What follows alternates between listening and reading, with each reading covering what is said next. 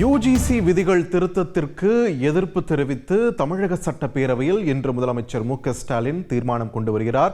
இது தொடர்பான முக்கிய செய்தியை பார்த்து வருகிறோம். கூடுதல் விவரங்களை வழங்க இணைகிறார் எமது செய்தி. உங்களுக்கு வகை வகையா சுவையா சமைக்க தெரியுமா? அப்போ கேட்டரிங் பிசினஸ் மூலமா எப்படி லட்ச ரூபாய் சம்பாதிக்கலாம்னு ஃப்ரீடம் ஆப்பை டவுன்லோட் பண்ணி கத்துக்கோங்க. செய்தியாளர் பிரகாஷ் வணக்கம். இந்த யுஜிசி விதிகளுடைய திருத்தம் குறித்தும் தற்போது கொண்டு வரப்பட இருக்கிற தீர்மானம் குறித்தும் விரிவான தகவல்களை பதிவு பண்ணுங்க.